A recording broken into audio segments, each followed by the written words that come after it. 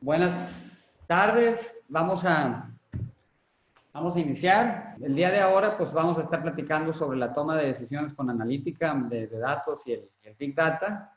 Y pues nada más un recordatorio, pues vamos dirigidos pues en este caso pues a directores, ejecutivos, gerentes, micro, pequeñas y medianas empresas y también a personas de la academia. Y lo que queremos dar pues es un sentido general de para qué nos puede estar sirviendo la analítica de datos. No, Patricia y yo, pues el módulo, esta es Patricia y estas son pues las credenciales de ella, pues bastante o muy vastas como podrán ver. Y pues por otro lado, pues aquí está un servidor que pues tengo 25 años pues aquí dedicándome al área de mercadotecnia, ¿no? Bueno, el tema de ahora es el liderazgo de la analítica de datos y el Big Data, y vamos a ver, está compuesto por dos partes. Una es del rol del tomador de decisiones, y segundo, pues vamos a ver sobre una técnica que es los árboles de decisiones. Ese es el fundamento, y pues ahora lo que yo quiero hablar es un poquito sobre el tema de liderazgo y el papel que juega en este caso el líder en la toma de decisiones. Después va a profundizar un poquito en este tema Patricia, y ya estará hablando sobre la técnica del día de hoy, ¿no? Bueno, pues aquí algo que yo quiero recordarles es, o lo que quiero señalar primero es de que pues hay tres figuras fundamentales en la analítica de datos en cualquier empresa. Número uno, pues está lo que es el líder, que en este caso pues es el tomador de decisiones. A veces pues puede ser o estaríamos acompañados de la figura del dueño, por decirlo así, el gerente o el director o el director de toda una área en una empresa o organización o academia. Y luego pues vamos a tener un papel o alguien intermedio que va a ser el traductor, y el traductor pues en este caso pues es la persona que va a tener una interacción y va a estar en medio porque pues va a estar pues traduciendo el problema de negocio principalmente, y se lo va a comunicar en este caso pues al científico de datos, ¿no? Y el científico de datos pues es obviamente pues ya el que tiene un dominio pues de toda la técnica y el rigor en este caso de la investigación y el desarrollo de los modelos, y que pues sean en este caso pues modelos prácticos. Pero el traductor está en medio y se va a asegurar que las soluciones, pues en este caso, pues sean prácticas y que tengan sentido de negocio, porque pues en ocasiones el científico de datos pues no necesariamente va a tener el conocimiento del negocio, el feeling sobre cuál es el tipo de aspectos adicionales que debe de considerar. Pudiéramos decir que a veces puede estar muy macro, a veces puede estar demasiado micro, y el traductor pues tiene que asegurarse que se combinen incluso términos y variables claves de desempeño que pudiera tener en este caso, o por las cuales pudiera medir o pedir el líder, o que estén consideradas. Y el líder obviamente es la persona que tiene la intuición, y pues es un proceso en donde pues inicialmente pues empieza con un problema de negocio, es decir, pues hay una solución que se tiene que crear. Este problema de negocio se comunica al traductor, el traductor lo traduce, se pasa al científico de datos, y luego pues viene viceversa ya la solución que tiene que ser adaptada para que pues en este caso la gente de empresa lo pueda aplicar. Y pues a final de cuentas el cliente final pues es el usuario, es el líder, porque él va a ser el usuario final del análisis. Entonces tiene que estar con la terminología, pero que también las recomendaciones y las hipótesis pues sean al 100% aterrizables, ¿no? Bueno, entonces el líder que yo citaba anteriormente pues es el consumidor de los datos, y él va a tener pues varias responsabilidades, y es lo que es de lo que voy a hablar a continuación. Número uno, pues debe de tener un conocimiento base de analítica, y esto es fundamental. El conocimiento base lo va a ir adquiriendo poco a poco, y lo que estamos nosotros aquí queriendo lograr es que por lo menos exista pues un panorama general de las cosas que se pueden llegar a hacer, cuáles son las técnicas que existen, ventajas y desventajas de cada una, pero no, en realidad no es alguien que tenga o que vaya a aplicar las técnicas en Excel, porque pues para empezar no tiene ni tiempo, tiene cosas muy importantes de la operación de un negocio, tiene que ver aspectos relacionados con ventas, con costos, con pago de impuestos, etcétera, etcétera, etcétera. Y él es un usuario final de la analítica, pero sí debe de comprender y tener un conocimiento de qué es lo que está pidiendo y qué es lo que le pueden llegar a entregar, ¿no? Entonces, por lo menos debe de tener un curso de estadística base o conocimientos base a todo caso. El conocimiento de lo que puede, de lo que pueden ser las técnicas y unos conceptos básicos de lo que pues, es la regresión, la estadística inferencial, el diseño de experimentos, cosa que se habla muy poco. Entender que todo modelo analítico se basa en supuestos que hay que explicar y también se tienen que saber defender y por los cuales también puede llegar a cuestionar. Y que los modelos, pues a la vez, pues simplifican en un mundo muy, muy complejo, ¿no? Entonces empiezan a desarrollar muchos modelos. También el líder, o en este caso el consumidor final, pues debe de formar un buen equipo de analítica. Generalmente, pues este equipo puede estar compuesto por personas internas o externas. Este equipo, como yo lo dije, pues puede ser el científico de datos y el traductor, o estas dos personas, y siempre debe de haber pues alguna persona ahí intermediaria que sea la que ayude en tener ese doble canal, y sobre todo que va también a buscar gestionar la obtención de los datos dentro de una empresa. La realidad es que nunca, al momento de iniciar la analítica de datos en una empresa mediana, nunca hay un estado ideal, porque todo el mundo siente de que siempre le van a hacer falta datos, pero la realidad es que nunca va a existir un momento ideal para iniciar. Lo importante es, por un lado, evaluar cuáles son los datos que existen. Dos, dentro de esos datos que existen, identificar cuáles son valiosos, cuáles no, cuáles tienen una fuente confiable, cuáles no podemos confiar en ellos e invalidar y pues, ni siquiera son necesarios, pero también sentar las bases sobre cómo voy a obtener la información de aquí en adelante.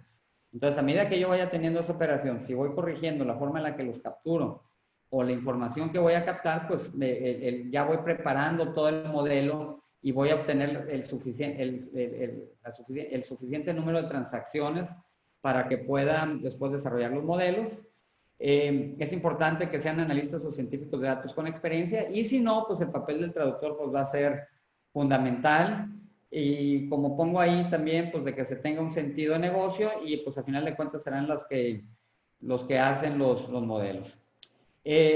También que existe un enfoque en el principio y en el final. ¿Y qué quiere decir esto? Pues por un lado, tener un muy claro enfoque de qué es lo que yo estoy buscando y qué es lo que quiero solucionar, del marco de referencia de qué es el negocio, qué antecedentes existen, cuáles son los escenarios, qué es lo que ha funcionado y qué no. Y es el paso más importante en el proceso de analítica de datos. Yo diría que el 50% del éxito radica en que podamos definir qué problema de negocio es el que se tiene que solucionar, ¿no? Y el enfoque cambia también a conocer los resultados, en que podamos conocer, debatir y que podamos preguntar un poco más sobre lo que estaríamos obteniendo, qué ventajas nos están presentando en el modelo que están, en este caso, dándonos, cuáles fueron las técnicas utilizadas, las fortalezas y debilidades, el contexto, y también debatir un poquito si el modelo está bien elaborado o no, y luego, pues cómo lo voy a comunicar a otras áreas, sobre todo porque puede haber áreas que por años estén muy basadas en la intuición y poco en el análisis de datos o tomar decisiones pues con datos, ¿no? El cuarto aspecto pues es preguntar o pregunting, aquí como yo estoy poniendo, que es que el líder o el usuario final pues que haga preguntas inteligentes a los traductores, analistas y científicos. Se vale preguntar, hay gente que no le gusta cuestionar por qué modelo o qué variables consideraron para el modelo que se les esté presentando. Y aunque se tenga confianza, pues hay que hacer preguntas y sugerencias y sobre todo de qué manera pueden, en este caso, mejorar el modelo. Y muchos modelos pues pueden ser mejorados si se integra con la intuición, en este caso del cliente final.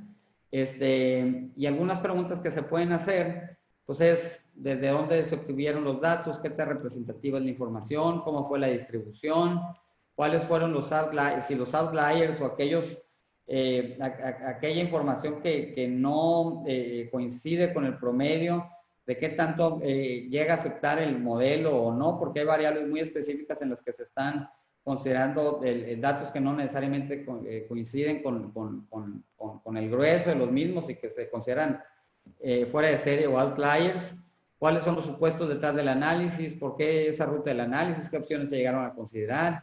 ¿Cuáles fueron cómo afectan las variables dependientes los cambios de las independientes? Y si habría otros análisis que establecieran una casualidad o causalidad más clara, ¿no? Y por último, pues establecer una cultura de investigación, es decir, involucrar los principales tomadores de decisiones para que los integremos y sobre todo, si se puede, pues incluso que estén en la mesa del consejo, ¿no? Porque pues son los que aportan la información clave para decisiones, pues en este caso, trascendentales. Entonces, en resumen, estas son las responsabilidades del cliente final o del líder. Número uno, pues tener por lo menos una base clara de lo que es la analítica de datos.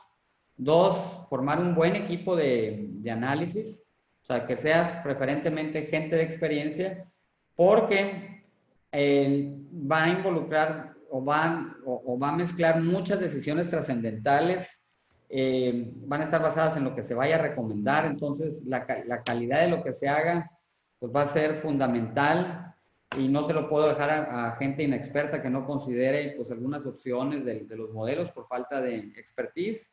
Tres, que tengamos un enfoque en cuál es el problema inicial y cuál es la solución que estamos buscando y cuestionar un poquito las metodologías que estamos obteniendo. Validar la información que se nos presenta y por último, pues el establecimiento y el trabajo en la cultura de la analítica, sobre todo porque puede haber gente que se va a ver muy beneficiada, pero algunos otros que pudieran ser o compartir el modelo que yo estoy desarrollando, pero pueden sus roles y funciones pues se pueden ver muy afectadas por las recomendaciones que den los modelos y la analítica, ¿no? Es decir, puede haber alguien que en el área de desarrollo humano y recursos humanos pues tenga 15 años de experiencia y que me puede decir cuál es, y puede reconocer un buen de un mal vendedor, pero se está basando meramente en la intuición y ni siquiera ha desarrollado pues tal vez un modelo que le ayude a predecir pues la calidad de la persona que está contratando. Y quiero yo compartir pues 4 planteamientos iniciales del líder. ¿Y por qué menciono esto? Pues primero porque tenemos una fábrica de datos ya y es decisión nuestra cuáles son los datos que vamos a estar aprovechando o no, pero esta misma fábrica de datos pues a la vez se encarga de desechar o desperdiciar datos y el desperdicio es consciente o subconsciente, es decir, pues se van levantando los datos y para liberar más espacio y si no estoy en la nube pues se van desechando pues, ciertos archivos que pueden ser de los prospectos que yo estoy capturando o alguna otra situación, ¿no? Y el líder pues hará bien en hacerse el cuestionamiento sobre el retorno de la inversión en los datos que está teniendo en estos momentos, ¿no? Y los 4 planteamientos es, sí, el primero de ellos vendría siendo si estamos planteando pues realmente decisiones de negocio y decisiones sobre todo que sean relevantes.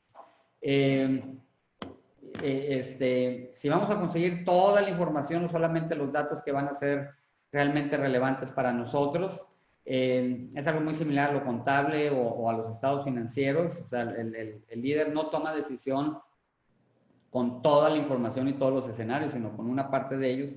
Entonces, ¿cuáles son los datos realmente relevantes e importantes que vamos a estar solicitando? Si se están formulando los problemas relevantes y prioritarios para la organización o existen algunos otros, y si la información está alineada a los problemas de negocio. El punto número 2 o el planteamiento número 2 que quiero darles es si los datos nos pueden llegar a narrar alguna historia.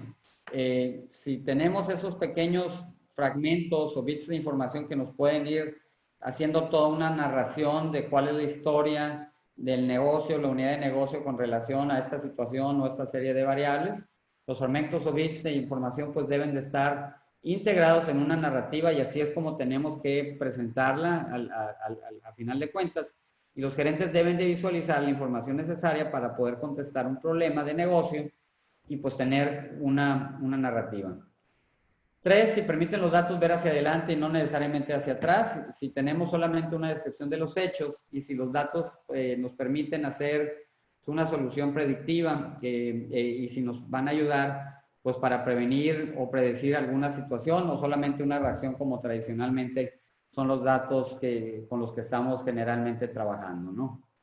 Y 4, si los datos se están integrando dos partes, pero la cuantitativa, que es la que estamos hablando, pero también la cualitativa, que me ayuda a complementar la interpretación de la información que yo ya estoy obteniendo. Entonces, aquí no solamente necesito gente preparada que me esté levantando, que me esté desarrollando los modelos y toda la analítica, sino que preferentemente hay que complementarlo con entrevistas, porque todos los números tienen un porqué. Entonces, yo puedo estar haciendo un análisis a nivel nacional sobre la fertilidad que pudiera tener cada estado de la República sobre cierta industria, y lo mejor es que yo lo complemente con una serie de entrevistas para que pueda también tener el sentido de qué es lo que están significando los números y los modelos que yo estoy llegando a desarrollar. Este es el mejor de los dos mundos.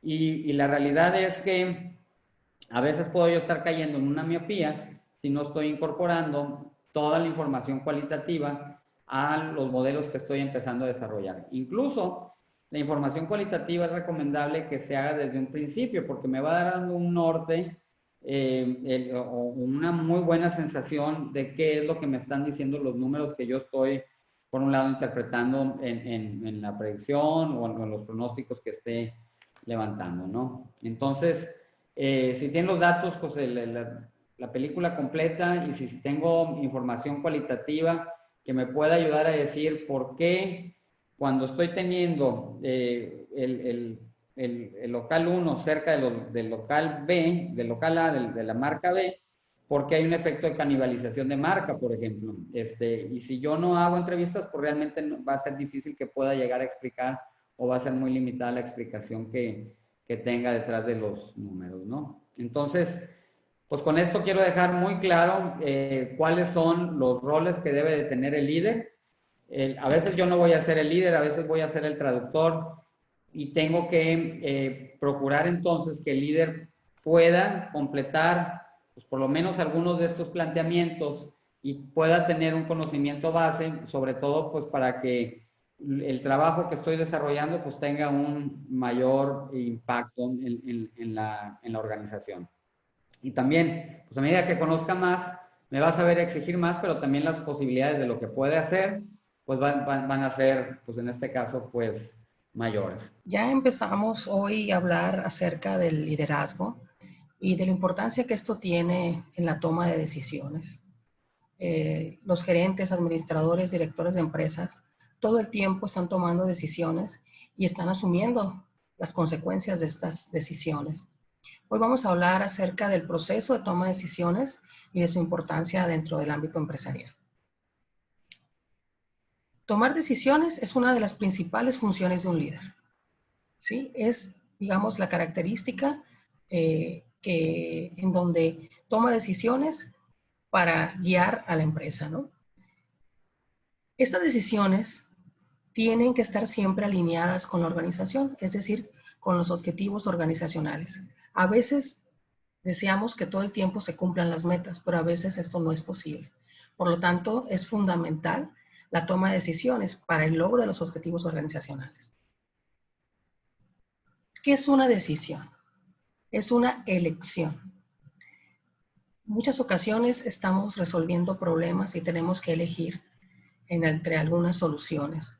También queremos llevar a la empresa hacia un destino, ¿no? Hacia alguna meta que nos hemos trazado, o bien una situación externa nos está obligando a cambiar de rumbo. Por eso es muy importante lo que es el proceso de decisión, ¿no? Esta elección va a determinar, digamos, el resultado de la organización. Cuando nosotros tomamos decisiones, generalmente utilizamos metodologías, generalmente cuantitativas, con el fin de reducir la incertidumbre y también de reducir el margen de error. Cada vez que elegimos, nosotros estamos poniéndonos en riesgo. Por lo tanto, nuestra intención es reducir la incertidumbre y disminuir al mínimo este margen de error. Así como lo comentaba ahorita Fernando, son herramientas cuantitativas, pero muchas de estas decisiones tienen una gran parte de la intuición y del conocimiento que el tomador de decisiones tiene, es decir, de la experiencia que el líder tiene. Hoy vamos a ver una metodología que se llama modelos de decisión. ¿Cuándo se utiliza esta metodología? Cuando tenemos situaciones complejas. A veces en las empresas hay situaciones en donde los problemas son de diferente índole, en donde la única opción que tenemos es seleccionar o, digamos, revisar, analizar todas las alternativas posibles para poder llegar a una solución. Esta solución, como les dije, siempre debe estar considerando los objetivos organizacionales. Siempre deben estar alineados a lo que la empresa desea. Los modelos de decisión los vamos a utilizar cuando existe riesgo en la toma de decisiones. Es decir, hay una probabilidad de éxito, pero también de fracaso, ¿no? ¿Qué vamos a hacer primero? Bueno, pues tenemos que determinar cuáles son las alternativas que tenemos para tomar una decisión. Obviamente, cada alternativa va a tener diferentes parámetros o criterios a considerar. Una vez que se analizan o se revisan cada una de esas alternativas, necesitamos seleccionar la mejor, que le llamamos solución óptima. Y para eso, para este modelo, utilizamos la base del principio del valor esperado, que voy a explicarlo posteriormente qué consiste.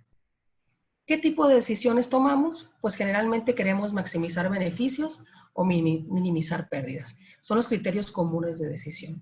En esto se basan los modelos de decisión. Tenemos alternativas, seleccionamos la mejor, la que consideramos más óptima.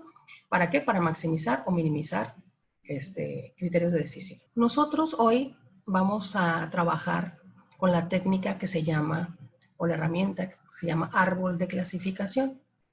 Cuando utilizamos modelos de decisión, como les dije, mucho de lo que analizamos tiene que ver con datos cuantitativos, pero la selección de alternativas generalmente es una parte que el líder, el encargado de de guiar a la empresa, debe considerar, o el grupo de personas que toman decisiones en la organización.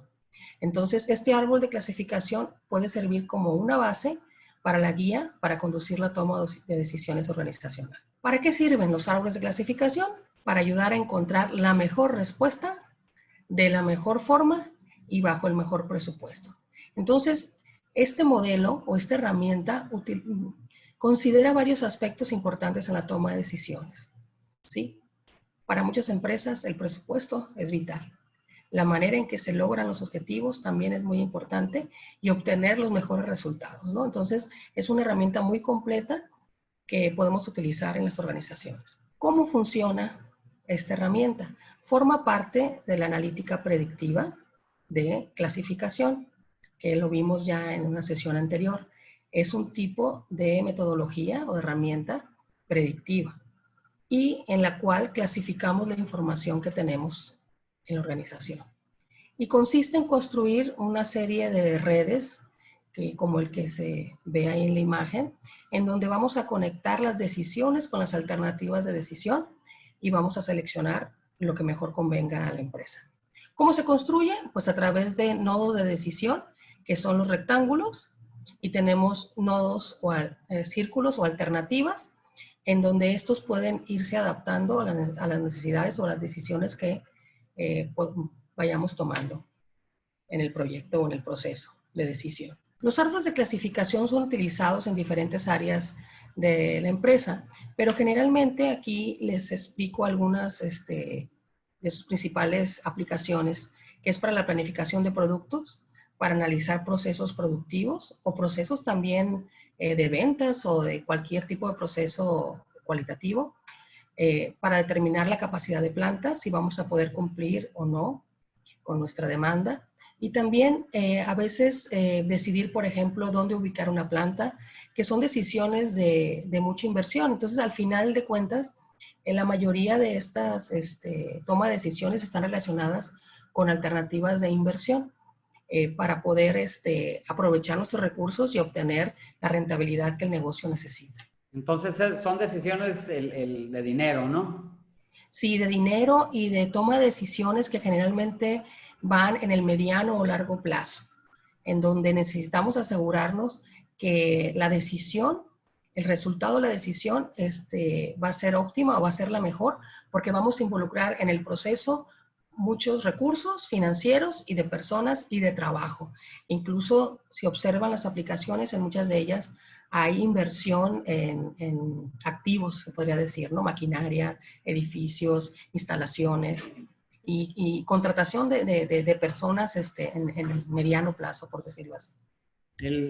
Pudiéramos decir entonces que los árboles de clasificación están muy ligadas con las decisiones de riesgo, o sea, que traen Sí. mucho riesgo. Los modelos de decisión en general se utilizan cuando existe siempre algún nivel de incertidumbre. Y esta incertidumbre equivale a riesgos, ¿no? Riesgos que en el proceso de decisión, incluso de desarrollo de estos proyectos, por ejemplo, de planificación de productos, pues estamos hablando de que son decisiones que pueden durar, los resultados se pueden ver en 1, 2, 3 años. Entonces tenemos que asegurarnos de que digamos, las variables seleccionadas sean las adecuadas y que los valores o criterios utilizados sean de alguna manera precisos, ¿no? Preguntan si para el sector público aplican estos modelos. Sí, sí. Cuando una empresa pública o privada decide hacer una inversión por ejemplo, en un equipo o en un edificio, siempre está pensando en los beneficios que va a obtener. Se va a invertir para obtener algún beneficio. En el caso del gobierno, pues no necesariamente se mide en ganancias, sino se mide a lo mejor en otros indicadores de atención, de servicio, me refiero a atención a la población o de servicios proporcionados por parte del gobierno, ¿no? Pero siempre se deben hacer estudios de todas estas mediciones, ¿no? Al final de cuentas, necesitamos, se hacen proyectos para de alguna manera dar servicio a personas o a empresas y deberían de hacerse. Lo que sí se hace yo lo he visto más en la iniciativa privada. En la iniciativa privada todo el tiempo estamos pensando en, voy a invertir, ¿para qué? Para de alguna manera obtener un beneficio en el mediano plazo, pero ¿qué beneficio voy a obtener o a partir de qué momento voy a empezar a recibir un beneficio, ¿no? En la industria pública o en la empresa pública, pues es diferente la manera de medirse, pero se basa también en presupuestos y en lo que le llamamos, pues son las licitaciones, ¿no? Donde se hacen diferentes propuestas de llevar a cabo un proyecto, ¿no? Y una pregunta, también que me hacen, ¿los árboles de clasificación también reciben algún otro nombre?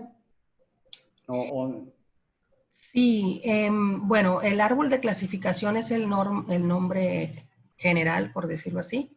En muchos le llaman árbol de decisión y hay de diferentes categorías porque el que vamos a ver hoy es el árbol más, digamos, más utilizado o más fácil de implementar, pero hay árboles de decisión que involucran, digamos que este árbol de decisión establece un proyecto determinado y se planifica la mejor toma de decisiones. Hay árboles de decisión que le llamamos con estados de la naturaleza dinámicos o alternativas dinámicas que cambian y que son más adaptativas, pero se requiere conocimiento de la técnica. Entonces, primero hay que entender el árbol de clasificación y después empezar a trabajar ya con experiencia, hablando de estos estados de la naturaleza que son dinámicos, ¿no?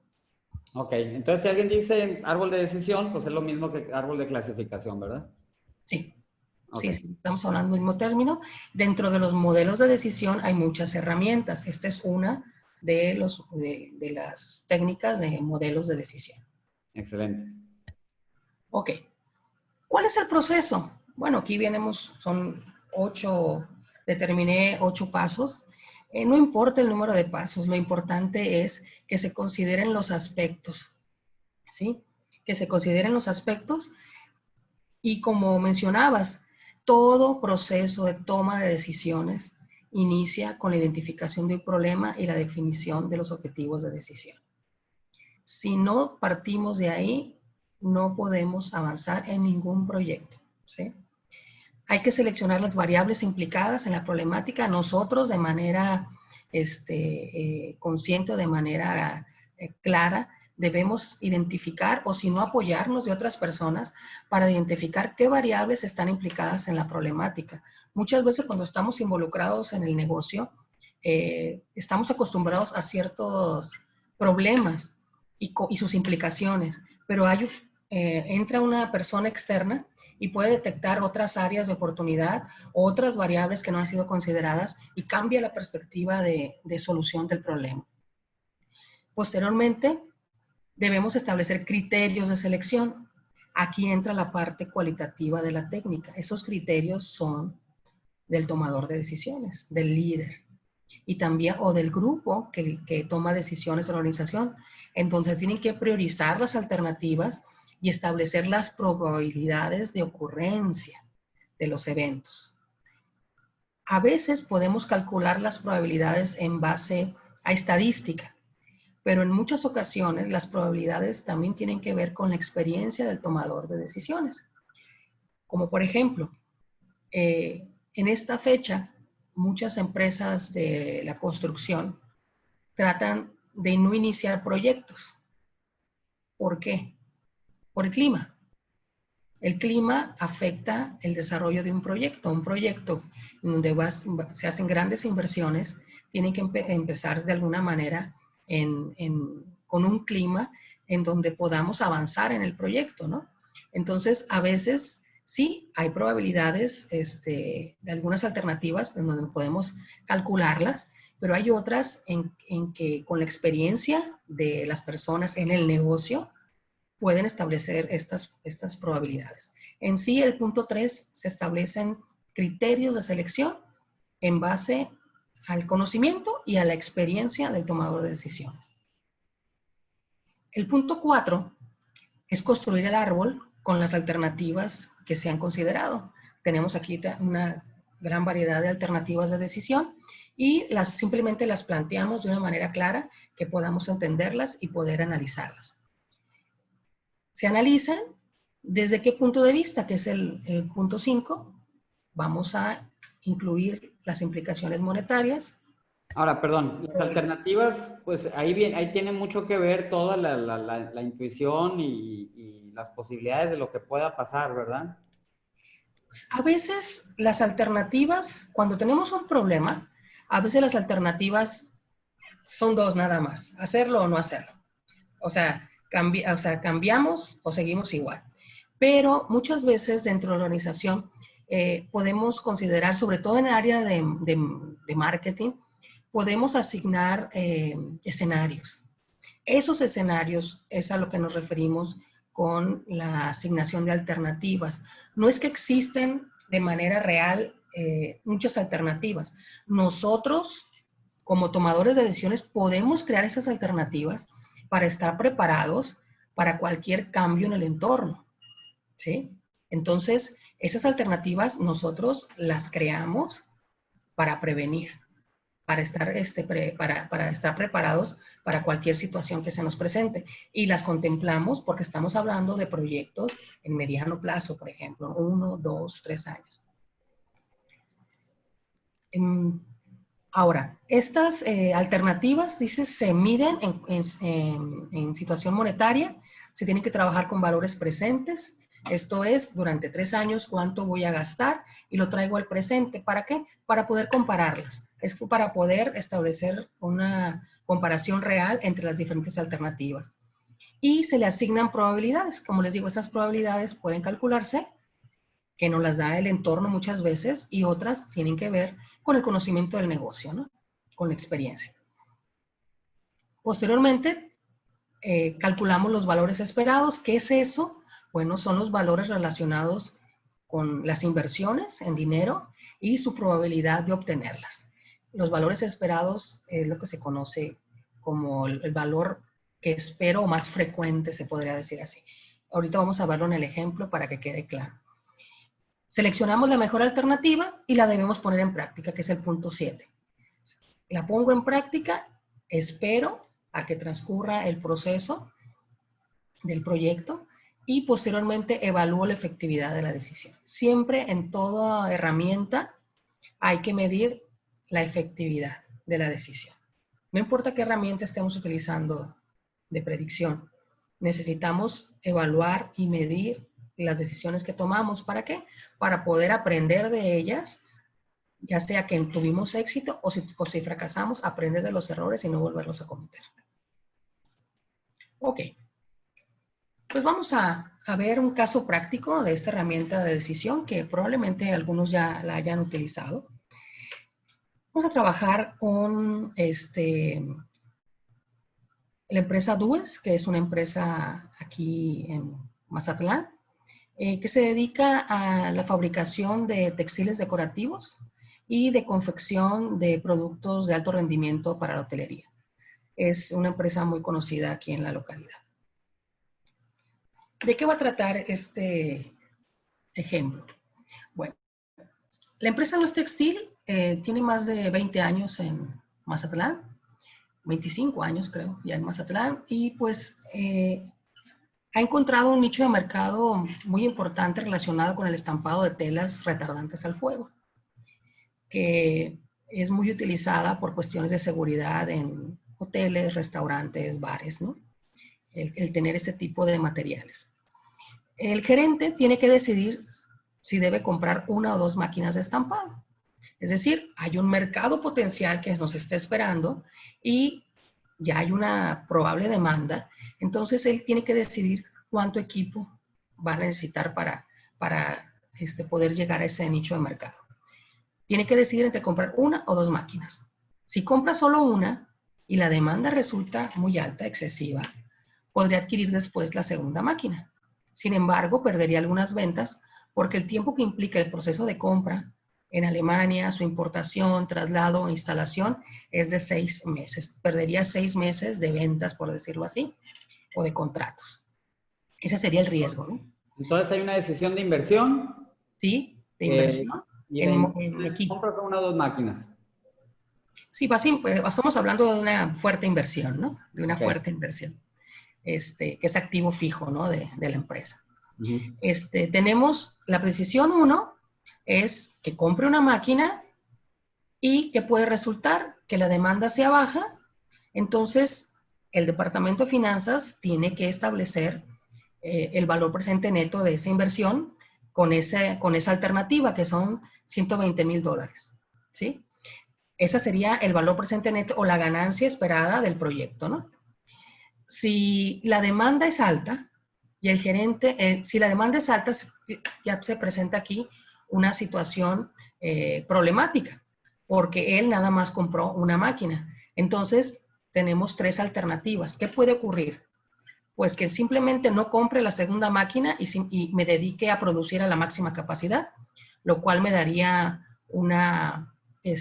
ganaría lo mismo, o sea, no ganaría más, simplemente ganaría los $120,000. La otra es subcontratar, en la cual pues pagaría por el servicio, pero vendería más y tendría una ganancia de $140,000. O bien, en ese momento decido comprar la segunda máquina y tendría una ganancia de $130,000. Entonces, inicio con una máquina y después decido si compro o no compro la segunda máquina o subcontrato, ¿no? Esa sería una decisión. La segunda decisión importante es adquirir las 2 máquinas. Y aquí, todo este ejemplo es una investigación en parte cualitativa y de cálculos cuantitativos reales del negocio. Y consiste en la parte de exploración, en lo que hablabas hace rato, de que es importante conocer el entorno, la competencia, conocer el contexto del desarrollo del proyecto, ¿no? En este caso, el costo por máquina estampadora en la decisión 2 sería más bajo si comprara las 2 máquinas al mismo tiempo. las compraría más baratas. La probabilidad de que la demanda sea baja, si compro las dos máquinas y la demanda es baja, es decir, el mercado no responde, se estima que hay una probabilidad de 30%, punto 30 en probabilidad, equivale en porcentaje al 30%, de que esto ocurra. Si esto ocurriese, la ganancia o el valor presente neto en dólares después de impuestos, de los beneficios, etcétera, de todo, sería de $90,000. Entonces, obviamente mi ganancia se reduce porque es una gran inversión, ¿no? Si la demanda es baja, esto es si la demanda es baja, si la demanda es alta, podría ganar hasta $170,000. Estamos hablando, la empresa define el proyecto, si es para 1, 2 años, 3 años, estamos hablando de un proyecto de inversión. Entonces, si le meto a las dos máquinas, pues, y el escenario es el adecuado, puedo ganar más lana. Sí, sí, porque tienes toda la capacidad de producción que necesitas. Ok, y ese 30% lo determinan los El posibles mercado. escenarios, la experiencia. O la investigación de mercado. O la investigación de mercado. Generalmente es investigar el entorno del negocio, ¿no? La competencia y ver, generalmente es investigación de mercados de alguna variable o de varias variables de mercadotecnia. Okay. Entonces la decisión es, ¿cuántas máquinas debe comprar? Aparentemente no es algo complicado. Aparentemente, sin embargo, si lo analizamos bien, nos vamos a dar cuenta de que hay muchas implicaciones en el proceso de decisión. Entonces, vamos a crear nuestro árbol de clasificación. Lo primero, identificar el problema y definir el objetivo. En primero, esto no es un problema, es una oportunidad de negocio, en donde yo quiero aprovechar un nicho de mercado. Entonces, mi problema surge de decidir simplemente si invierto en una o dos máquinas. Al final de cuentas digo inversión porque voy a maximizar. Quiero obtener utilidades, ¿no? Entonces, tiene que quedar muy claro que esto es una oportunidad y que quiero aprovechar un momento bueno para el negocio, ¿no? De mercado. Seleccionar las variables implicadas en la problemática. Bueno, en el objetivo es decidir si compro una o dos estampadoras. Pero ¿qué afecta esta decisión? Y aquí viene que la parte importante del líder, en donde su aportación es muy valiosa. ¿Qué afecta en la decisión de compra de un equipo? Aquí yo solamente coloqué la demanda del producto, pero en el contexto real, ¿cuántas variables afectan esta decisión? Empezando por si tengo o no tengo el dinero, si lo voy a pedir prestado, ¿sí? ¿De dónde voy a obtener el dinero? Entonces, hay muchas variables que pueden afectar esta decisión y es importante considerarlas todas. Obviamente, conforme vayamos avanzando en el proceso, podemos ir dejando solamente las prioritarias. En este ejercicio yo solamente contemplé la demanda del producto, alta o baja. Pero puede haber muchos escenarios, ¿no? Muchos escenarios y muchas variables implicadas. ¿Qué criterios de selección vamos a utilizar y qué prioridades vamos a dar? Bueno, primero hablamos de la variable comprar una o dos estampadoras.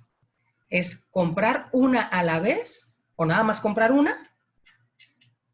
O comprar las dos al mismo tiempo, ¿no? Desde el principio. Eso es en cuanto a la variable de compra. En cuanto a la variable demanda del producto, aquí es donde tengo los escenarios, que tengo la probabilidad de que la demanda sea baja, es decir, que realmente el nicho de mercado que estoy seleccionando no tenga el potencial que yo pensaba, o bien que al contrario, ¿no? Que digamos, su proyección sea muy alta. Simplemente vamos a considerar aquí un 30% de probabilidad de que sea bajo y un 70% de que sea alto. No estamos hablando del 100% de posibilidades. Estos porcentajes, ¿mande? Entonces aquí tengo los eventos, ¿no? O sea, la compra y luego la demanda. Sí, son las dos variables implicadas. Las dos variables, una es una variable de decisión y la otra es una situación que se puede dar, un estado de la naturaleza se le llama. Es lo que puede ocurrir o no puede ocurrir. ¿Puede haber una tercera? Sí, sí, sí, porque incluso, por ejemplo, ahorita que se contrajo el consumo por un evento externo. Aquí estamos contemplando una demanda baja que sea el 30% de lo que yo espero, de mis predicciones de venta, o el 70% de mis predicciones de venta. Si se fijan, no estamos hablando del 100% de predicción de venta. ¿Pueden cambiar los porcentajes? Sí. Puedo tener una al 20, otra al 50 y otra al 80, pero son decisiones empresariales y simplemente es este trabajo que se debe realizar para poder construir o tomar árboles de clasificación, o bien para tomar mejores decisiones, que es lo que yo llamo el escenario pesimista, el moderado y el optimista, ¿no? Que siempre debemos estar preparados. En este caso estamos hablando de demanda, ¿no? Pero hay otras situaciones que pueden afectar, como por ejemplo en construcción, los costos de los permisos, que el permiso en vez de durar 2 meses, tardó 6 meses. Entonces hay variables que inciden en el proceso de decisión que pueden hacer que el proyecto se atrase o bien que cueste más caro, ¿no? Y son consideraciones que también se pueden tomar en este tipo de metodologías. Ok, ya tenemos todas las variables y todas las implicaciones que están relacionados con nuestro proyecto. En este caso es un ejemplo y de manera clara se puntualizan los factores involucrados. De la misma manera, nosotros tenemos que crear nuestra historia de nuestros datos para que lo podamos entender. Una vez que creamos esta historia, o es como el ejemplo donde se plantea claramente objetivos, alternativas y todas las situaciones que puedan afectar el problema, entonces procedemos a utilizar las herramientas, en este caso, árboles de clasificación. Entonces comenzamos identificando la primera decisión, que es la compra de 1 o 2 estampadoras. Y se realiza a través de líneas y las decisiones a través de recuadros, ¿no? Pueden ponerle letras, números, lo que ustedes quieran. Lo importante es que entiendan ustedes el proceso de decisión cuando vean el diagrama. Entonces, primer paso, identificación de la decisión principal o prioritaria. Ok, ahora, esta decisión nos lleva a 2 escenarios. 2 escenarios inciertos, ¿sí? Por lo tanto, se colocan los estados de la naturaleza o las alternativas. Es decir, comprar una estampadora va a generar ciertos estados de la naturaleza o ciertas, digamos, situaciones que pueden o no ocurrir en ambas situaciones. Entonces se ponen por esos círculos, no son decisiones, son situaciones que pueden ocurrir o alternativas. Tenemos la demanda, que es lo que les mencionaba, que no es una variable de decisión, sino es una variable que incide en el proyecto que lo afecta. Y tenemos demanda baja y demanda alta en ambas decisiones. Entonces entramos aquí en una incertidumbre o un riesgo del negocio. Desarrollamos todas las alternativas que tengamos, ¿no? En la decisión de comprar una estampadora, cuando la demanda es alta, nos surge un conflicto. No tenemos la capacidad para cubrir una posible demanda alta, porque solamente compraríamos una estampadora. Entonces, cuando el resultado es otra decisión, volvemos a colocar el recuadro y les comento, ustedes pueden numerarlos, ponerles letras, el símbolo que ustedes quieran. Lo importante es que ustedes construyan su propio lenguaje para entender los diagramas que están elaborando. ¿Qué decisiones son? Pues no comprar otra máquina y seguir trabajando hasta donde podamos, digamos con la demanda que tenemos. Subcontratar a otra empresa para que haga el trabajo del estampado de telas. O bien, en este momento, cuando se dé la demanda alta, decido comprar otra estampadora. Y ya vimos todos los riesgos que implica, ¿no? O las complicaciones que se pueden desarrollar. Todas estas son las decisiones subsecuentes y las alternativas de este ejemplo, ¿no? De toma de decisiones. Ya no hay más variaciones contempladas. ¿Qué necesitamos hacer? Calcular, el punto 5, calcular las implicaciones monetarias y asignar probabilidades. Entonces, hay en la parte de la empresa, las personas que saben de finanzas y de calcular los proyectos de inversión, empiezan a calcular los valores que cada alternativa o cada decisión tiene como consecuencia. En este caso, en términos de ganancias en valor presente. Estos números son ganancias entonces. Sí, es lo que ellos estiman ganar en términos de valor presente neto. Después de que invierto y vendo, ¿cuánto voy a ganar? Y esa ganancia en 2, 3 años la traigo al presente para poderla comparar. Eso es lo que se hace para poder comparar cada alternativa, ¿no? Porque estamos hablando de que el dinero, pues, pierde valor a través del tiempo, ¿no? Entonces hay que traerlo a valor presente. Es una técnica que se utiliza para comparar cantidades monetarias. Entonces, si me voy por el nodo, en la parte 1, o el nodo, así lo llamarías. Si me voy por el nodo 1. La decisión 1. Sí. Esta es la decisión 1. Ajá. Y este es el estado de la naturaleza o las alternativas de esta decisión. Ok, y ahí tengo el resultado final de la decisión 1, demanda baja, demanda alta, y cualquiera de las 3 decisiones que vienen a partir de la demanda alta en la decisión 1, ¿no? Sí, estos son los valores que estimó el departamento o el área de finanzas, ¿no? De la empresa, que estos son los valores aproximados de las ganancias que obtendrían con este proyecto, por decirlo así, después de 2 años, imaginemos, ¿no? Ok.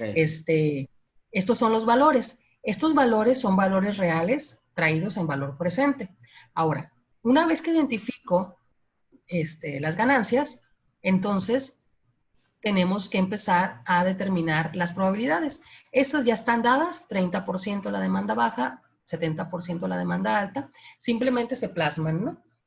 Se plasman en el diagrama. Ok, ya tengo las implicaciones monetarias, ya sé cuánto voy a ganar con cada decisión o con cada alternativa y observo las probabilidades de ocurrencia. Hasta ahí ya tenemos construido nuestro árbol de clasificación con todas las implicaciones. Vamos ahora al proceso de análisis, que es la parte en donde el líder es la que va a revisar de alguna manera, ¿no? Si alguien tiene algún comentario, por favor de ponerlo, ¿sí? Entonces, analizar las alternativas consiste en calcular valores esperados. Dice aquí, se abrevia como BE, que es el movimiento, es un movimiento que es la ganancia o pérdida mediante que se da en una situación. Por ejemplo, yo sé que voy a ganar $120,000, pero la posibilidad de que yo gane ese dinero es de 30%. Entonces, lo que hago es multiplicar esa probabilidad por la ganancia y me va a dar el valor esperado o lo que llamamos en estadística el valor promedio, ¿sí? La ganancia promedio o la pérdida promedio de esa decisión o de esa alternativa. A eso se le llama el valor esperado. Y siempre se utiliza cuando utilizamos probabilidades o riesgos. Entonces, ¿qué hacemos? Vamos a trabajar con la primera decisión y aquí vamos a hacer esa operación en donde las probabilidades de éxito se multiplican por la ganancia esperada y nos da, por ejemplo, en la demanda baja, nos da un valor esperado de $36,000. Es decir, yo espero ganar $120,000 en el mejor de los escenarios, pero este escenario tiene una posibilidad de que ocurra de un 30%. Entonces, realmente yo tengo que trabajar con un valor esperado de $36,000, porque esa es la posibilidad de que ocurra ese escenario. En el escenario de demanda alta, que es la que probablemente tiene más alta probabilidad de que ocurra, tengo 3 escenarios o 3 decisiones. Entonces, en la demanda alta, no hacer nada implica tomar toda la proyección de demanda que tengo, igual que en la demanda baja. Este es mi mejor escenario, digamos. Y si no hago nada, es decir, si no compro la segunda máquina, pues simplemente tengo la misma ganancia que en la alternativa anterior. Después puedo subcontratar. Aquí gano el proyecto 140,000, lo tengo que multiplicar por su posibilidad de éxito. Si observamos acá abajo, 120,000 por punto 70, 140,000 por punto 70 y 130,000 por punto 70, nos dan valores esperados de 84,000, 98,000 y 91,000. Entonces, ¿no voy a recibir los 140,000? Probablemente sí, pero para cuestión de toma de decisiones, tengo que obtener sus valores esperados, que es, con esta probabilidad, tú realmente en 140,000 vas a recibir 98,000. ¿Sí? Es la probabilidad de éxito de esa alternativa. Entonces se trabaja en este tipo de modelos con valores esperados, o es el valor promedio de ganancia. Entonces hay que tener mucho cuidado, porque estos serían los mejores escenarios, los 120,000, 140,000, 130,000. Pero de acuerdo a la probabilidad de éxito, ya sus valores esperados bajan sustancialmente, ¿no? En cuanto a utilidades. Este es el escenario o digamos el cálculo de valores esperados para la decisión 1. Para la decisión 2 es más sencillo porque solamente tenemos dos alternativas, la demanda baja y la demanda alta, y sus valores esperados son de 27,000 y 119,000 dólares en los dos escenarios. ¿Para qué hacemos esto? Para poder hacer un análisis comparativo de toda la gama de decisiones. Entonces, vamos a ver. En el escenario de decisión número 1, ¿qué es lo que más me conviene hacer? Obviamente me voy por el que tiene la mayor ganancia, que sería comprar una estampadora, esperar una demanda alta y subcontratar. Ganaría 140,000 dólares. Eso es lo que dice este escenario. Esa sería mi mejor decisión. Aquí calculamos los valores esperados y yo hice un semáforo que normalmente simplemente se toma la mejor decisión y de ahí se sigue, ahora sí que valga la redundancia, a lo que sigue, continuamos. El semáforo es lo que puedes ganar en diferentes escenarios. Es decir, lo ideal es subcontratar. Si compro una máquina, subcontrato y voy a tener un valor esperado de 134,000 dólares. Sin embargo, si decido comprar la otra estampadora, me va a dar un valor esperado, la decisión, de 127,000 dólares. Y si decido no comprarla, me voy a quedar con un valor esperado de 120,000 dólares, que son los iniciales que teníamos, ¿no? No puedo ganar más porque no puedo vender más. Perdón, hay una pregunta, dice, si pudieras explicar cómo se obtiene la probabilidad y qué sucede si cambia. ¿En la probabilidad de la demanda? ¿A eso se refiere? Las probabilidades de demanda se obtienen a través de análisis de mercado. Análisis de la industria, análisis, crecimiento del país, de algunos cálculos en donde uno trabaja con las proyecciones de ventas. Tienes que hacer los pronósticos de ventas y tú puedes decidir la técnica y le asignas, tú puedes asignar escenarios, ¿no? ¿Qué pasa si en este caso es un nuevo proyecto? Entonces, él está trabajando, dando probabilidades de que realmente no exista la demanda que cree, o bien de que sí la demanda sea alta. Estos se hacen en base a las técnicas utilizadas, como lo veíamos, por ejemplo, de las series de tiempo, de cómo van creciendo las ventas, o bien del análisis del mercado a través de una investigación de mercado, en donde tú haces un análisis de las posibilidades de crecimiento del mercado, ¿no? Pudiéramos decir también que si esto es un poquito, digo, te lo pueden dar los escenarios, puedes preguntar al consumidor final y puedes dividirlo en base a porcentajes o respuestas que ellos te dan en cuanto a intención de compra, cualquiera que sea la intención, la pregunta, ¿no? Pero también pudiera ser algo a priori, es decir, que uno determina la posibilidad de ese escenario en base a la experiencia. Sí, mucho de estas decisiones tienen que ver con el conocimiento del negocio. Y también yo sugiero que se analicen las tendencias dependiendo del producto. Hoy en día las tendencias cambian muchísimo y es importante hacia dónde va la industria, por ejemplo, automotriz, hacia dónde va la industria, por ejemplo, de hotelería. ¿Cuál es la tendencia?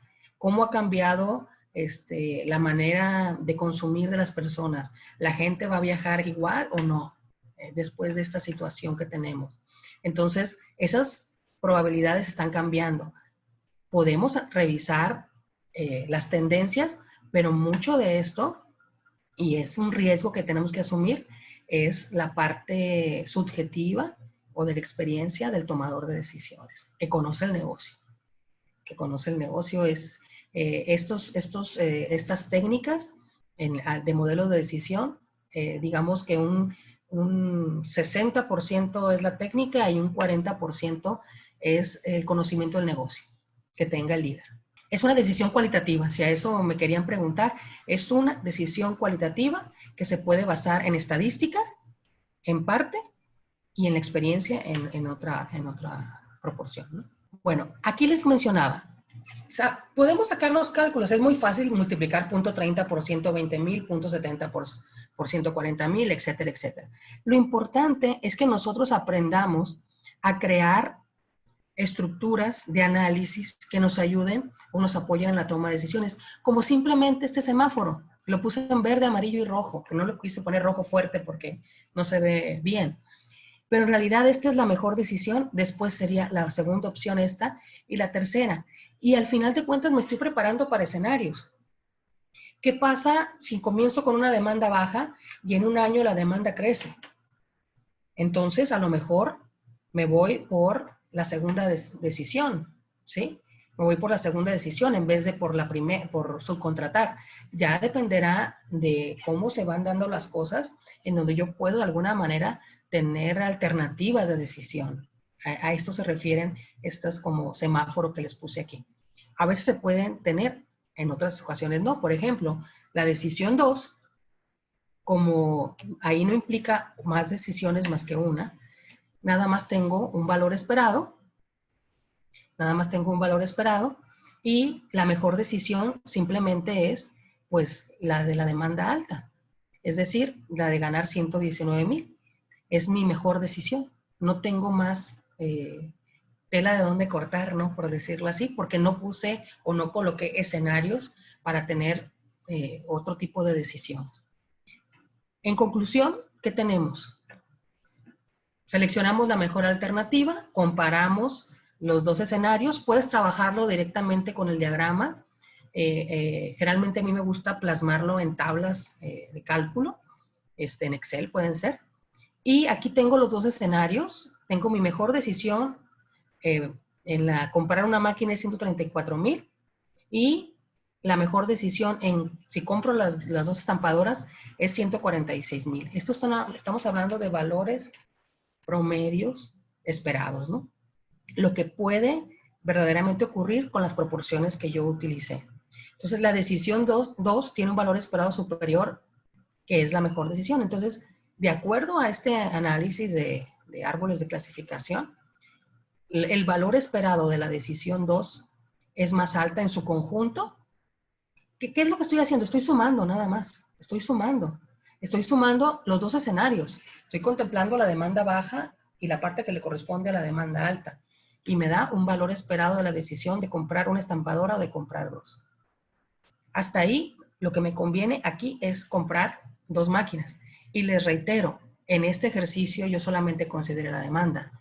En una situación real, tengo que considerar si tengo el dinero para invertir. Si me voy a endeudar, etcétera, etcétera, ¿no? Aquí asumimos que se tiene... costo, ¿no? El costo de cada una de las decisiones. Sí. Que puede ser algo ahí escondido, ¿no? Ajá, exactamente. Pero se tienen que considerar, ¿no? Yo nada más plasmé la de la demanda para entender el ejercicio. Ahora, este sería nuestro árbol resultante, que simplemente, para entenderlo, quedaría así. ¿Qué se hace? Bueno, se colocan los valores esperados de cada decisión, 134,000, 146,000. Todas las decisiones que no son las mejores se tachan. Entonces, de alguna manera, de esta decisión, la mejor es contratar. De esta decisión, la mejor es comprar la estampadora, dos estampadoras. Esta línea se descarta porque la mejor decisión fue comprar dos y tener un valor esperado de 146,000. Entonces, a la empresa, si tiene el dinero para invertir, le conviene más adquirir desde el principio las dos estampadoras, de acuerdo a esta técnica, ¿no? Se selecciona la decisión, ya la tenemos, hay que evaluarla, ¿sí? Hay que preguntarnos lo que decías todo el tiempo, ¿fue resuelto el problema? ¿Se logró una mejora, un cambio en forma positiva? Si después de la evaluación el problema persiste, es decir, aquí no estamos hablando de un problema, estamos hablando de una oportunidad de negocio, pero a veces no se dan las condiciones, tenemos que analizar qué nos salió bien.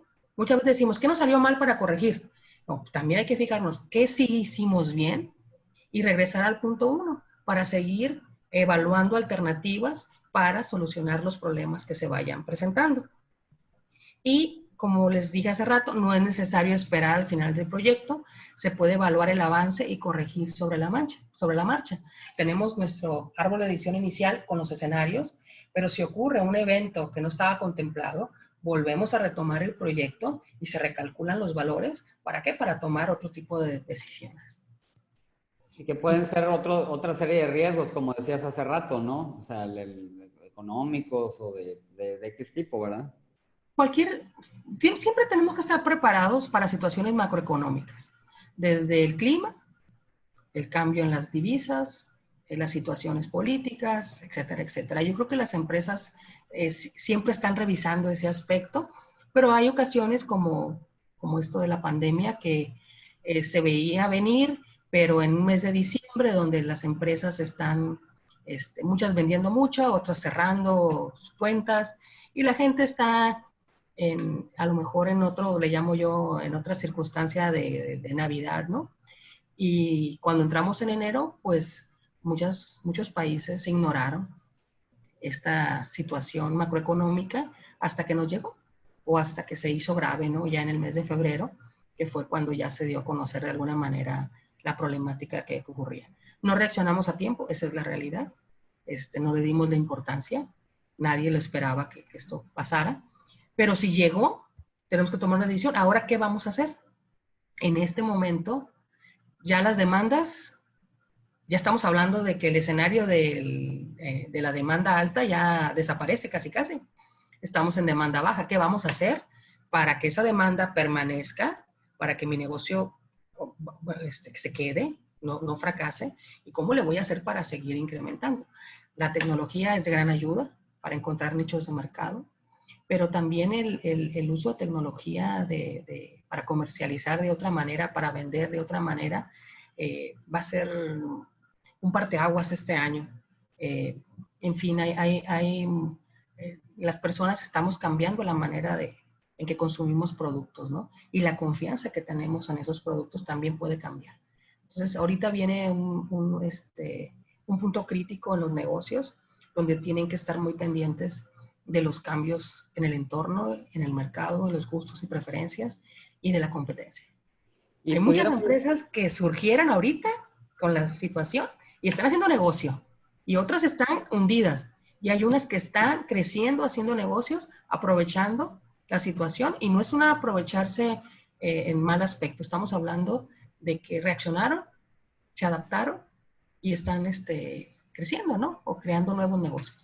Pudiéramos decir también que aquí hay dos decisiones claves, ¿no? Entonces, uno es si compro la máquina o no, y la otra decisión, pues, es si subcontrato, si me quedo igual o compro una segunda máquina. ¿Hay árboles de clasificación que tengan 3 o 4 decisiones claves? Tan grande como el negocio. Hay decisiones complejas. Este es un ejemplo básico. Incluso nada más fue 2 decisiones. Pero en la realidad estamos hablando de redes de decisión. Se llaman red de decisión. Lo voy a complementar porque muchas veces los estrategas políticos, a pesar de que no estemos manejando el mismo escenario, el estratega en muchas ocasiones tiene la decisión A y luego, pues, ya, ¿qué probabilidad de que ocurra o sea, siendo esta la primera decisión, pues empieza a haber una ramificación de eventos o de resultados y ellos pues van calculando pues qué es lo que ganan y lo que pierden de acuerdo a las decisiones que van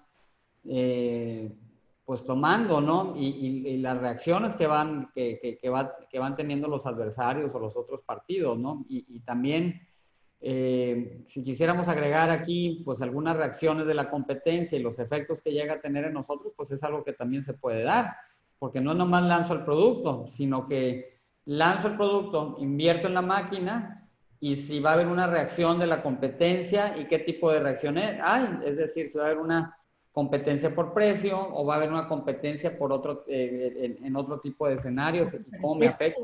Es un negocio de diferenciación. Aquí lo importante es que tu producto sea diferente. En el negocio textil. En el negocio textil, la gente sí paga por buenos productos. Te puedes traer telas de Asia, ¿sí? Van muy baratas, pero la calidad, incluso aquí en México hay tela de muy buena calidad, ¿no? Pero estamos hablando de un nicho de mercado donde el comprador conoce el beneficio del producto. En este caso es un producto retardante al fuego. Entonces es un nicho de mercado con capacidad de compra que está enfocado pues al mercado de la hotelería, y normalmente pues los hoteles cambian sus productos cada 2 años más o menos, sus decoraciones, por decirlo así. Entonces, aparte de los números, digo, pues aquí también lo que en lo personal siempre me deja es de que es importante pues ser más estratégico, ¿no? En las decisiones que vayas a tomar. Es lo que tú mencionaste al principio, la planeación. Cuando hablamos de cualquier proyecto de inversión o de cualquier decisión organizacional, debe haber un análisis, yo le llamo el análisis exploratorio, en donde de alguna manera se analizan todo lo que implica o lo que va a ser afectado por esta decisión. Si lo tenemos claro, podemos seleccionar una herramienta para predecir. Estamos hablando de técnicas de predicción. Entonces se espera que con estas herramientas la empresa se prepare para un futuro incierto. No estamos hablando de reaccionar, estamos hablando de prepararnos, de estar listos para cualquier cambio en el entorno. Reaccionamos cuando ya tenemos el problema. Aquí no tenemos un problema, aquí tenemos una oportunidad y la queremos aprovechar. Y se pretende con todas estas metodologías, pues darle certeza o bajar el nivel de incertidumbre del tomador de decisiones y del negocio.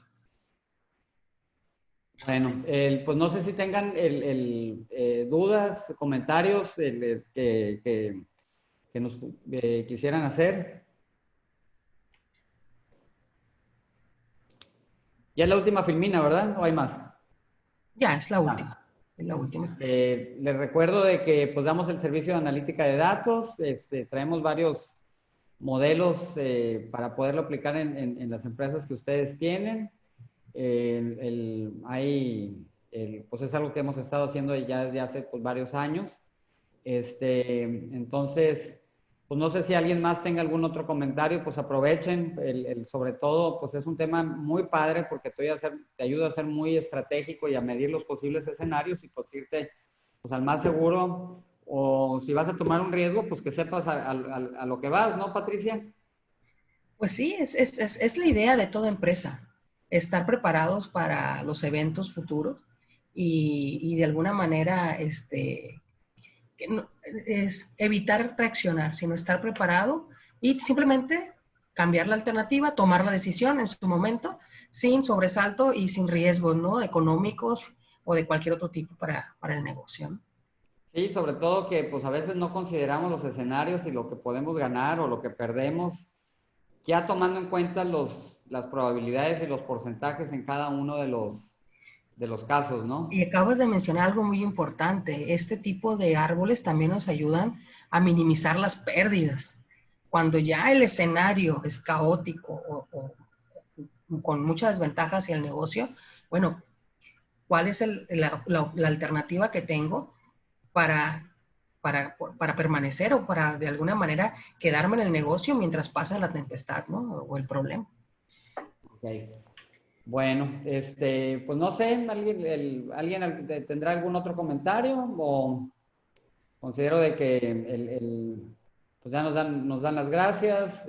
Pues un saludo Martín, un saludo Juan Manuel. Eh, ok, pues Patricia, no sé si quisieras agregar algo más. No, no, es simplemente de que hay que estar preparados, ¿no? Y la tendencia es a cada vez más utilizar la tecnología para poder mantener la competitividad del negocio, ¿no? Eso es lo más importante o la idea que tenemos con este tipo de pláticas que estamos teniendo, ¿no? Ahora, hay mucho material de esto, lo pueden encontrar también en libros, en el web. Ya mencionamos 2 o 3 casos, o cómo lo pueden buscar, como árboles de decisión también, y en lo que pueden profundizar pues un poquito más, y pues estamos a la orden también pues para cualquier servicio o implementación de árboles de decisión.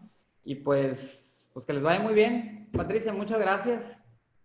Muchas gracias a todos también. Nada más recordarles que nos vemos, bueno, más bien nos conectamos el próximo miércoles a las 5 de la tarde, hora Mazatlán, 6 de la tarde de Ciudad de México, y darle las gracias por estar aquí. Bueno, pues muchas gracias a todos. Hasta luego, Roberto. Que les vaya muy bien. ¿Sí?